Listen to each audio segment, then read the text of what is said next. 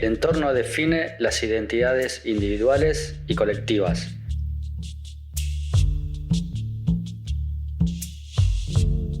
Raihue. Somos paisaje.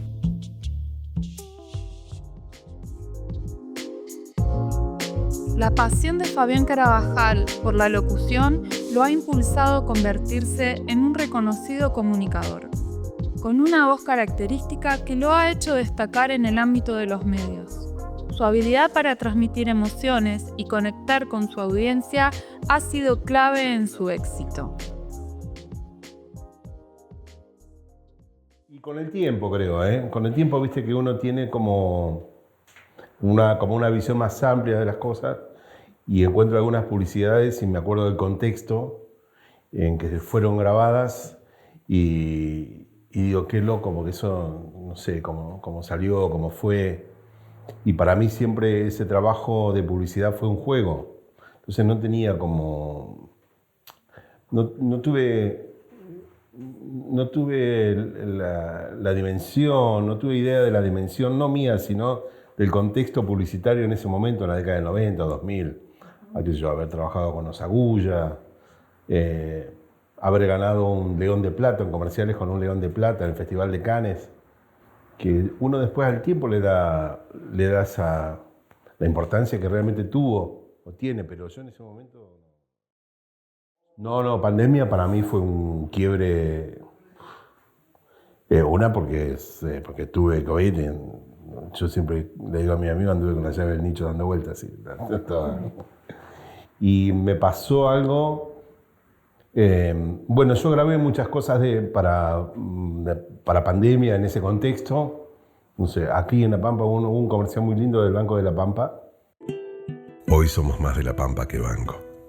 Porque antes de ser banco, somos pampeanos, y vecinos, hermanos, primos y amigos de pampeanos, que no entendemos bien qué pasa ni cómo enfrentarlo, pero sí entendemos de ayudarnos entre nosotros, de ver que cuando los problemas se comparten, pesan menos, de dejar la puerta de casa abierta por más que no se pueda salir, y de seguir saludando con una sonrisa, aunque sea atrás del barbijo. Pero estábamos todos como con la sensibilidad muy a flor de piel. Y para aquellos que atravesamos una situación bastante especial de la pandemia o que se fueron seres queridos. Y a mí en particular hago un paréntesis para contar esto porque siempre que aparece el tema de pandemia me aparece, recuerdo de cuando yo estuve ahí, yo escribí una carta que después se viralizó. Cuando yo estaba muy mal en el CEAR, me avisan que me iban a entubar y que me llevaban a terapia esa noche. Entonces, a la tardecita viene una chica, yo me acuerdo que las enfermeras eran todas jóvenes, todas podían ser mi hija, muy jóvenes. Y viene una chica y me ve que yo estoy como entregado. Y sin decirme nada, saliendo del protocolo, me abraza y lloramos los dos. Y yo le digo, hija, pero... Y me quedé, ¿viste? Y le digo, ¿vos tenés hijos? Sí. Y me habló de los 3 hijos, pero chucha, no, son hermosos, son aquellos, bueno, cuidalos. Se fue y a los 15 minutos apareció el doctor a los gritos que no me llevaran porque había aparecido el plasma.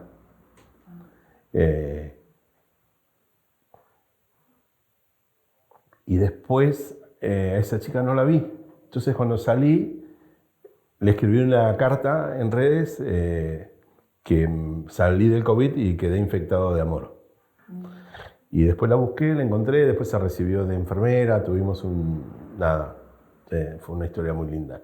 A partir de ahí, calculá que todo lo que grabara, todo lo que dijera, tenía un grado de sensibilidad muy alto.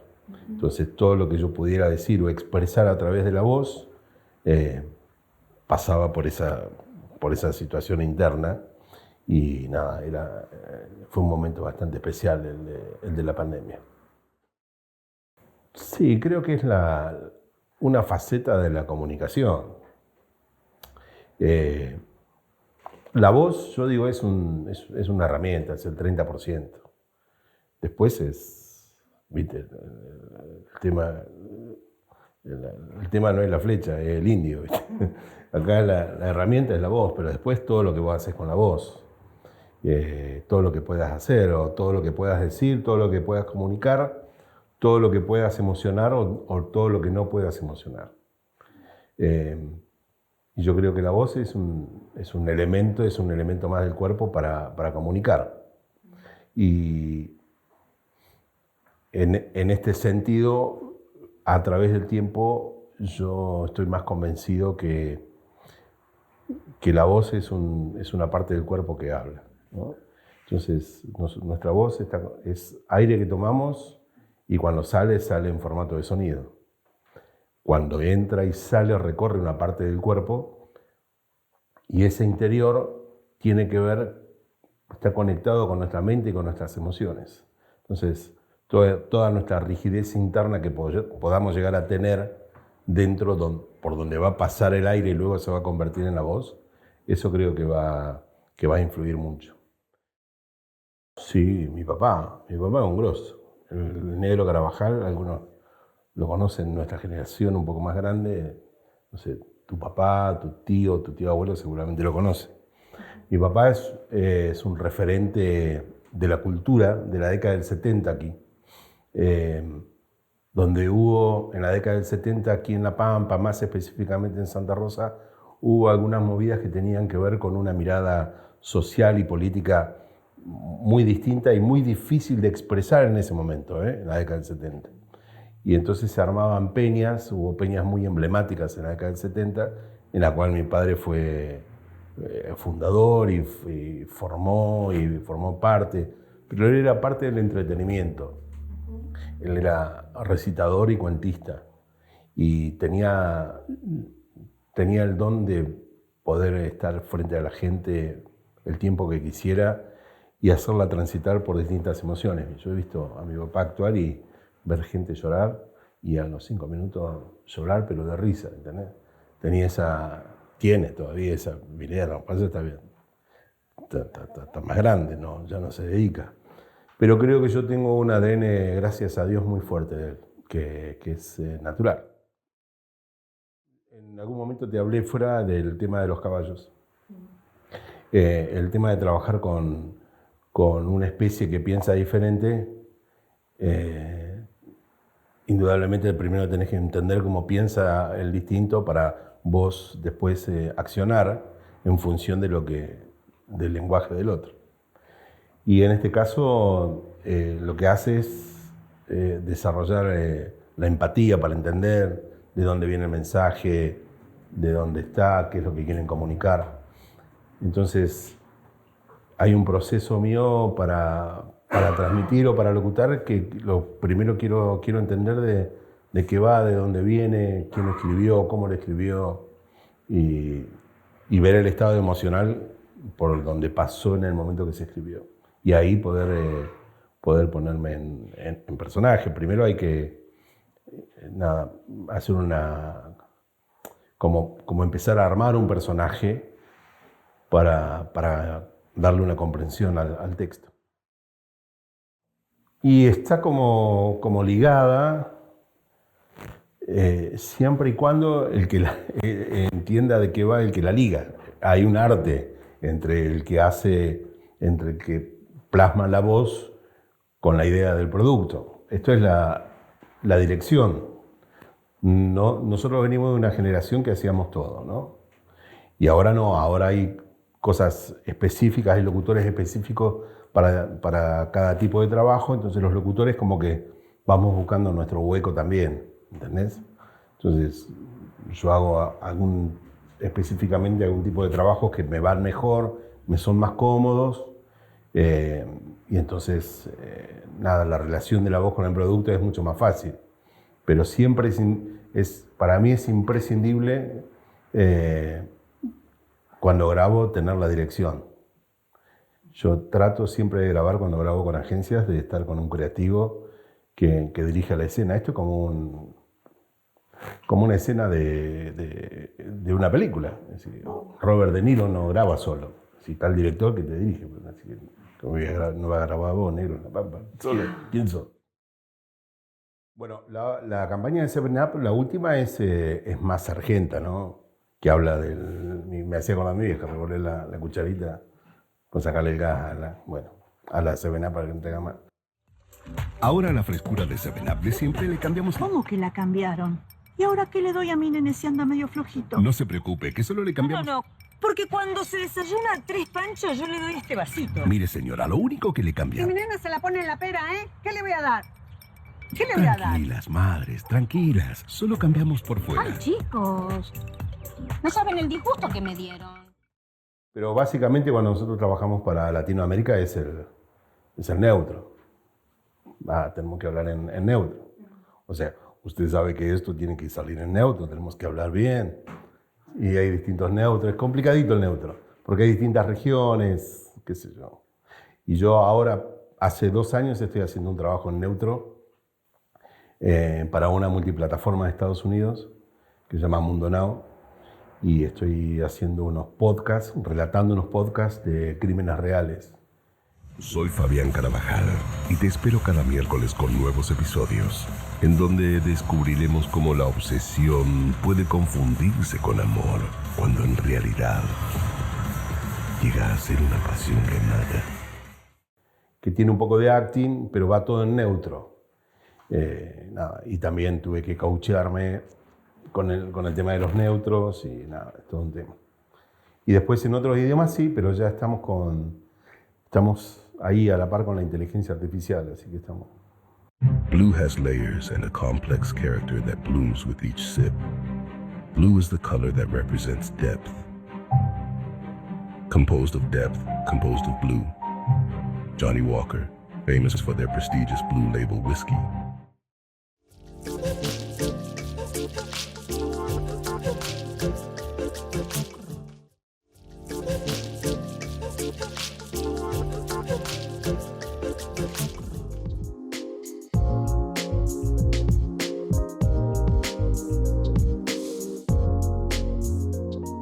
La locución le brindó más de lo que Fabián esperaba. En su mejor momento como locutor, alcanzando reconocimiento, tanto en Latinoamérica como en Argentina, decidió regresar a sus raíces y dedicarse por completo a su otra gran pasión, los caballos.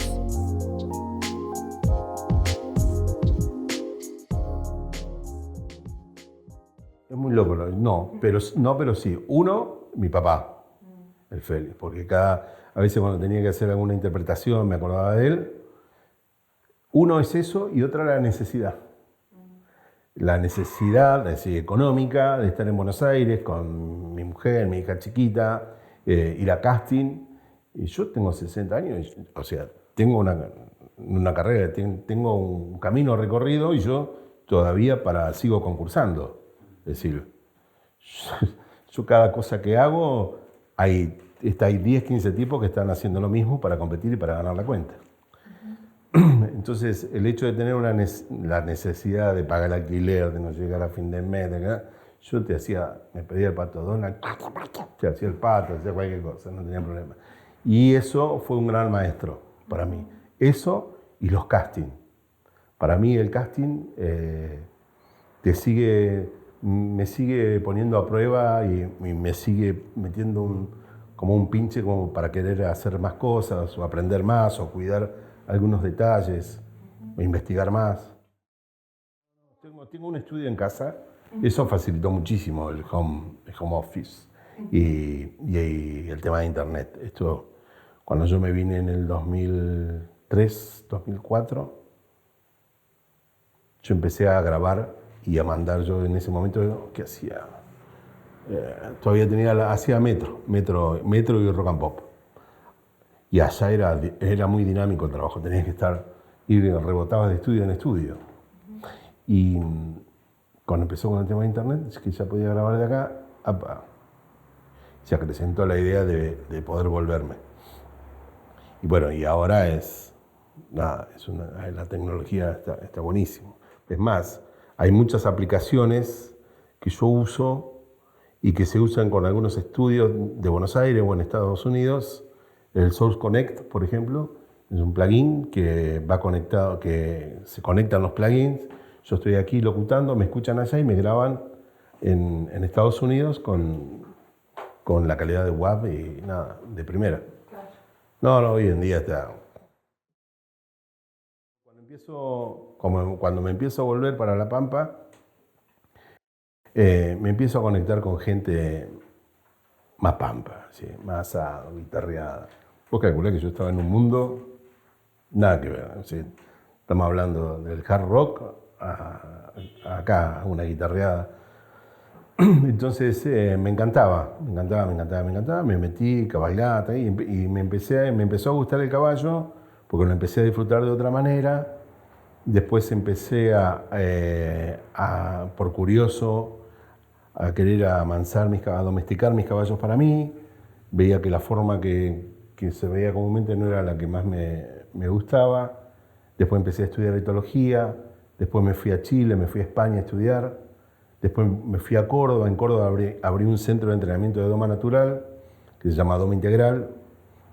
Y después, en ese proceso de trabajo con caballos, hoy en algún momento hablamos de eso, de la empatía y lo demás, empecé a descubrir que muchas cosas del lenguaje y el comportamiento de los caballos aplicado a las conductas humanas nos resolvemos no sabes cuántos problemas.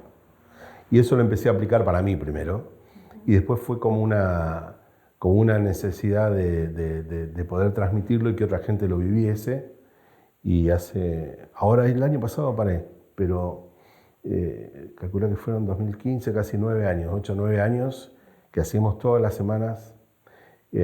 Han pasado más de 2.000 personas en el campo. Nosotros con mi señora tenemos un campo cerca entre Naicó y Chapalcó. Y también ahí empezamos a descubrir la conexión con la naturaleza y el paisaje pampeano, que para mí es sublime. Y eso me parece que hizo todo un combo para estar con caballos. Y la verdad, a mí, cuando empecé a descubrirlo, allí en Buenos Aires, yo siempre contaba, mira, yo iba a grabar un comercial, tenía la dirección en el estudio, me grababan y cuando terminan, viste, quedás con medio manija, ¿no? La dirección, entonces terminan, listo. Y cuando digo, yo te voy a hacer 2 tomas, siempre te voy a hacer 2 tomas más como yo lo haría, como si te gusta. Sí, entonces tiraba 2 o 3 tomas y te iba. Y cuando yo me iba, siempre me pasaba, como que salía ahora de la puerta, llego a la esquina y digo, che, yo tendría que haber hecho una para arriba, una para abajo, ¿no? Y a veces me volvía y ya estaban, che, ¿qué haces? No, ¿vos sabés que te quiero dejar 2 tomas? No, vos estás loco. Bueno, pará. Yo dije, el día que no me pase más eso, no grabo más. Y un día me empezó a pasar. Y ya estaba con el tema de los caballos acá y dije, no grabo más. Y yo después ahí hice una mirada retrospectiva de todo lo que he hecho, desde jockey, vendedor ambulante, bueno, todo lo que sea. Y digo, la verdad, yo siempre muevo la vida para donde mueven las tripas. No concibo la vida sin pasión, para nada. Todo lo que hago lo hago muy apasionadamente, si no, no lo puedo hacer. Así que ahí me hice un quiebre con los caballos y con los caballos descubrí otro mundo, la verdad, otro mundo. Yo tengo una visión casi muy distinta a muchos colegas míos, que la respeto. Yo creo que hay que entrarle. Si no, nos vamos a quedar con el mismo pensamiento que tenía el que vendía velas cuando vino a la luz. Yo creo que la inteligencia artificial no va a reemplazar al hombre, como decían, sino va a haber hombres que reemplacen a hombres que no saben utilizar la inteligencia artificial. Entonces, en nuestro caso estamos como al fleje, jugando al fleje, porque te saca y te reemplaza. ¿Qué es lo que yo pienso con respecto a eso? Creo que hay que encontrar su propio Fabián, su propia voz, que sea única, tu forma de interpretar, tu forma de ser, para que la inteligencia, supongamos que es un enemigo, tomarlo como un enemigo la inteligencia artificial. Entonces tenés que entender cómo funciona la inteligencia artificial para vos formarte de tal manera que no te pueda hacer. Pero de todas maneras, Yo manejo mi propia inteligencia artificial y yo trabajo con inteligencia artificial y hago mis propios avatars. ¿Qué quiere decir eso? Que yo estoy entrenando mi inteligencia artificial por la voz, de tal manera que ese entrenamiento lo pueda hacer yo solo. No sé si se entiende. Para que los prompts que yo les doy, ese es el chiste. En verdad hay una conexión de todo esto, es muy loco, que tiene que ver con una filosofía de vida y lo que estamos atravesando. Nosotros, nuestra generación, la que venimos del siglo pasado, vos calculás que nosotros venimos del telegrama.